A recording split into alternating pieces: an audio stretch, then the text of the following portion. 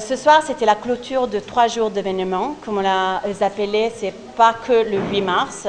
Symbole, en fait, le 8 mars, c'est la journée internationale des droits de la femme, un jour de réflexion pour tirer un peu les sommes où nous sommes, quels sont les acquis encore à relever en termes de droits des femmes.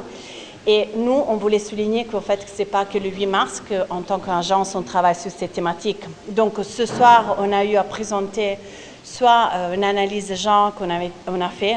On travaille beaucoup depuis 2014 avec le ministère de la Femme, la Famille, Protection de l'Enfant sous le soutien aux stratégies nationales pour avancer dans l'égalité et équité de genre. On a présenté aussi les actes d'un colloque scientifique qu'on a eu à organiser en 2022, toujours en partenariat avec l'Institut italien de culture de Dakar et l'ambassade italienne de Dakar. Le colloque scientifique a été organisé en 2022 avec l'idée de mettre ensemble la communauté scientifique, la coopération internationale, la société civile et débattre et repenser ensemble sur ce que sont les projets, nos actions de coopération pour promouvoir toujours l'égalité de genre. Et aujourd'hui, on a présenté ces deux études et c'était aussi l'occasion pour tirer un peu les sommes de 2 jours de workshop qu'on a fait avec 2 chercheuses italiennes, Marie Moïse et Magda qui étaient avec nous. Ils ont organisé 2 jours de workshops en lisant des thèmes, des livres d'écrivantes femmes noires et racialisées. Et on a terminé avec un spectacle de danse, que c'était un peu pour revenir sur ces thèmes, sur comment aussi l'art peut servir d'outil de communication et de partage. Je l'ai dit, on travaille avec le ministère depuis 2014. En particulier, on a un projet d'appui à la stratégie nationale égalité et équité de genre, ça s'appelle PASNEG depuis 2020.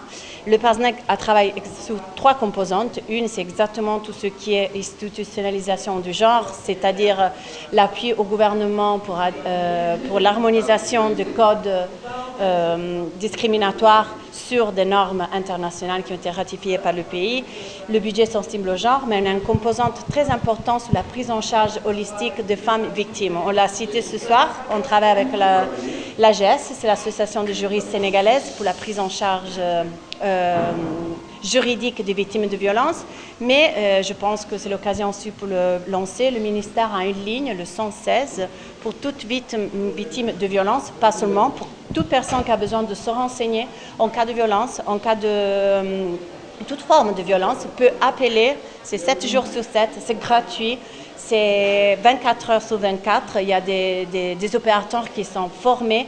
On peut appeler de n'importe quelle part du pays pour avoir des informations sur quels sont les services sur le territoire, qu'est-ce qu'il doit faire une victime de violence, l'importance d'appeler et d'aller au poste de santé dans les 72 heures, toute une série d'informations. Donc c'est la ligne 116. En tant qu'agence, on appuie le ministère, c'est le ministère qui gère cette ligne. Donc bien sûr, il y a plein de services. Le Sénégal commence à avoir les premières 2 centres de prise en charge holistique. Madame Guerre l'a cité avant, pendant la soirée. Donc oui, c'est très important qu'en fait, on parle.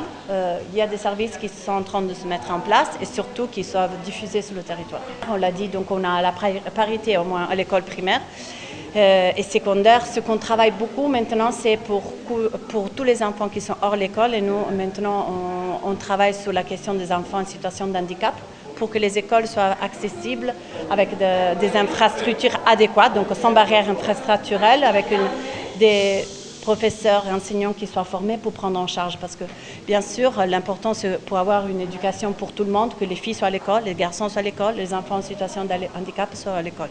En fait, nous sommes une agence, on appuie le gouvernement. Nous, comme on l'a dit, on vient de signer un programme de partenariat. Toutes nos actions sont en fait discutées et sur la base de priorités qui sont ciblées des stratégies nationales existantes. Vous nous rappelez le nom?